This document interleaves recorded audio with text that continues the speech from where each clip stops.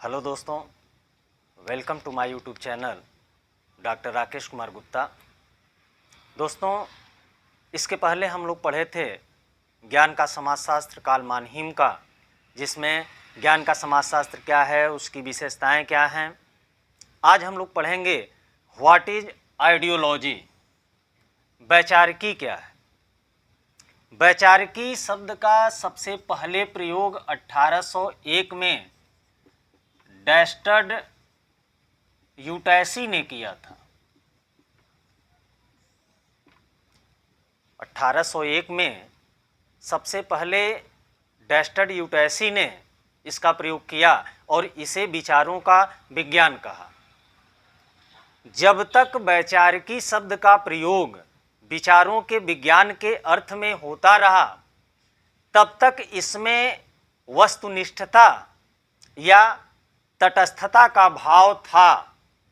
लेकिन समय के गति के साथ इस शब्द का प्रयोग जैसे जैसे विभिन्न राजनैतिक, जनसामान्य तथा अन्य विज्ञानों के द्वारा होता रहा, वैसे वैसे इसके अंदर से तटस्थता का भाव लुप्त होता गया और यह शब्द अवमानना बोधक या निंदा बोधक शब्द बन गया। कालमान हिम वैचारिकी का यही निंदा बोधक शब्द स्वीकार करते हैं और कहते हैं कि ये जो निंदा बोधक भाव है, यही वैचारिकी की वर्तमान अवधारणा में निहित है। मानहिम कहते हैं कि निंदा बोधक शब्द के रूप में वैचारिकी का पहला प्रयोग नेपोलियन के द्वारा किया गया। वैचारिकी की आधुनिक धारणा तब पैदा हुई जब नेपोलियन ने अपने साम्राज्यवादी महत्वाकांक्षाओं का विरोध करने वाले दार्शनिकों को पाकर उन्हें द्वेषवश वैचारिकतावादी कहा है। तो एतद् द्वारा इस शब्द ने निंदास्पद अर्थ ग्रहण कर लिया और सिद्धांतवादी शब्द की तरह इसे आगे तक कायम रखा है। रेमा एरा वैचारिकी शब्द के इसी निंदा बोधक आशय को ध्यान में रखते हुए इसको परिभाषित करते हैं और कहते हैं कि वैचारिकी शब्द निंदा बोधक है। यह अवास्तविक एवं द्वेषजन्य विचार का वर्णन करता है।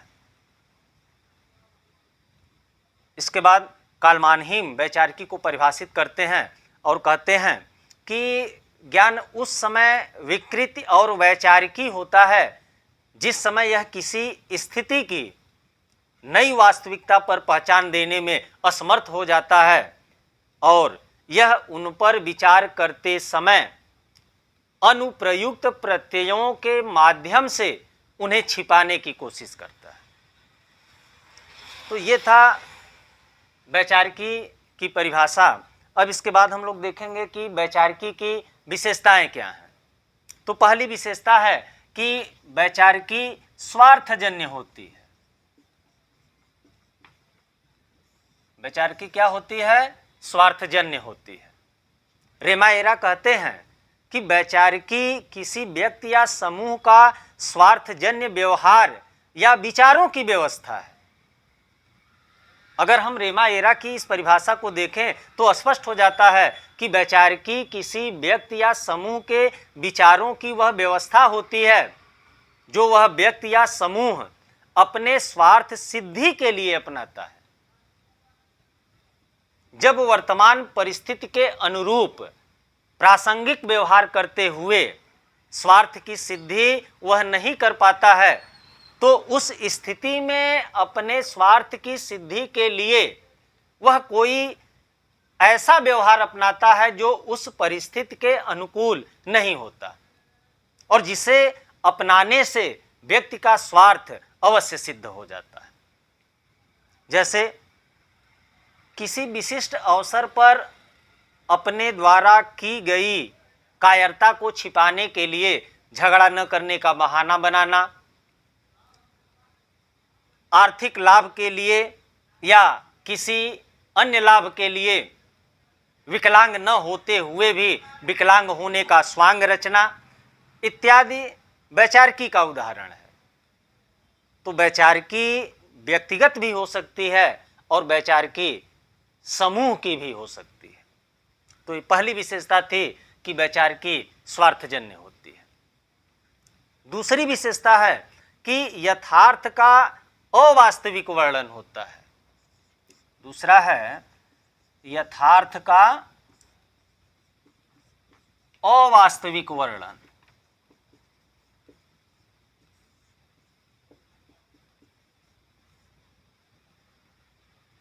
वैचारिकी यथार्थ का अवास्तविक वर्णन होती है।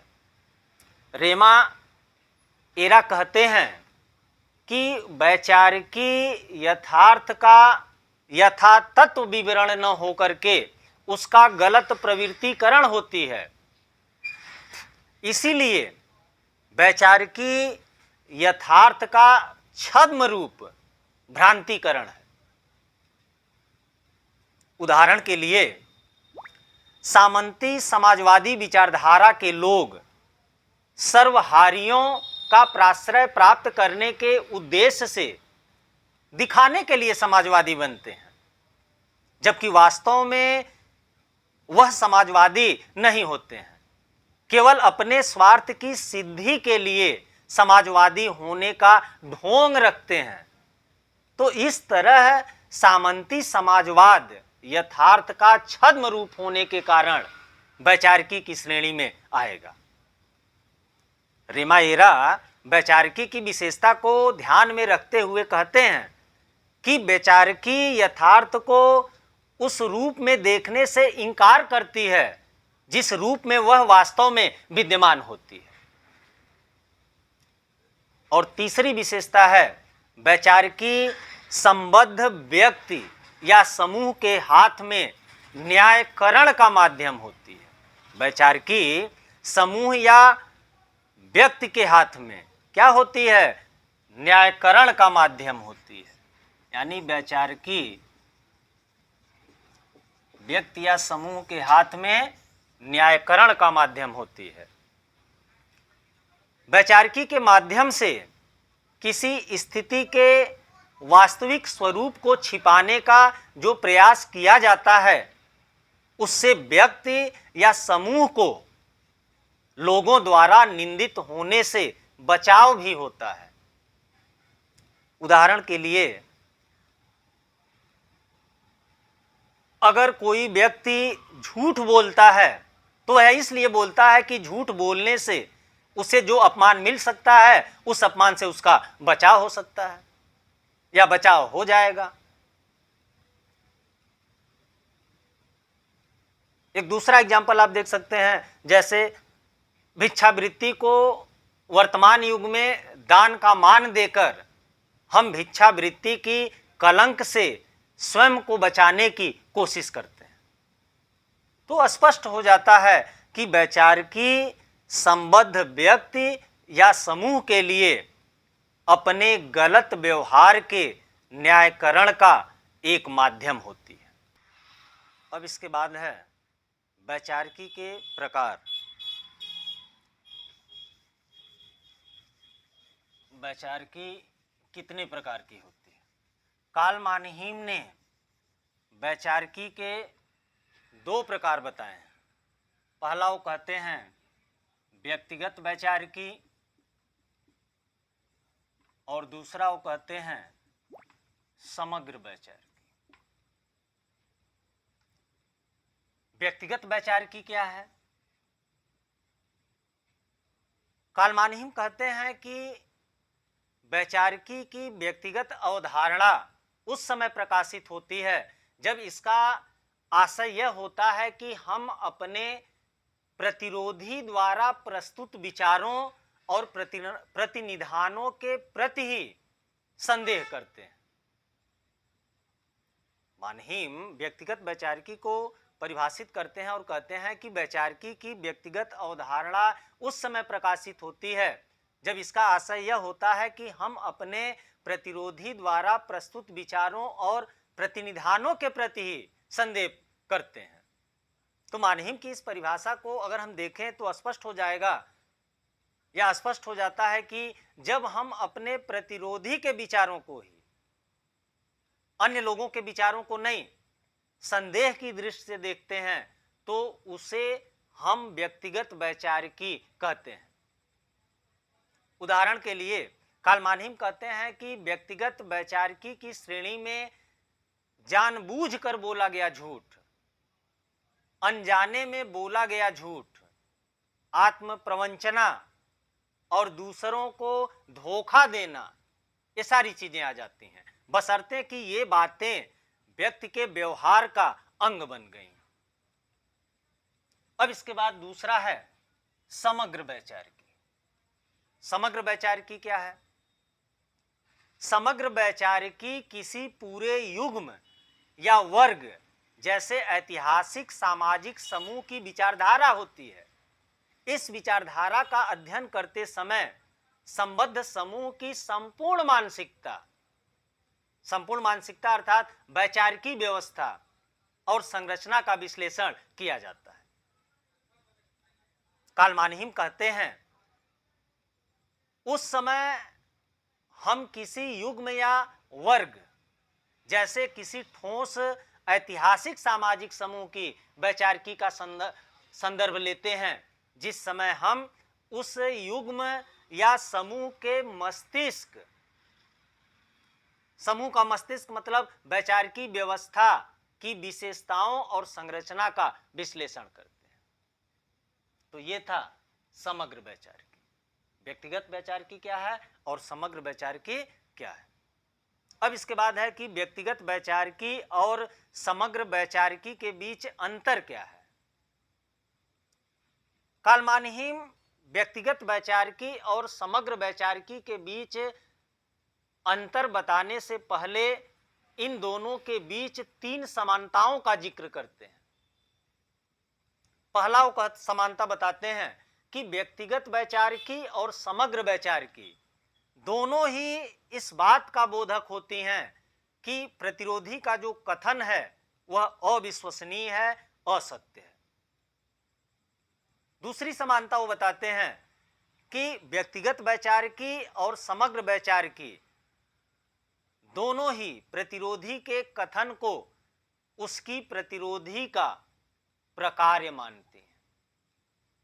और तीसरा, व्यक्तिगत और समग्र वैचारिकी दोनों ही प्रतिरोधी के सही मंतव्य को समझने के लिए उसकी परिस्थितियों के विश्लेषण पर गौर करने की अपेक्षा करती हैं। तो ये 3 समानताएं कार्ल मानहिम इन दोनों के बीच बतलाते हैं। अब इसके बाद है कि व्यक्तिगत वैचारिकी और समग्र वैचारिकी के बीच अंतर क्या है।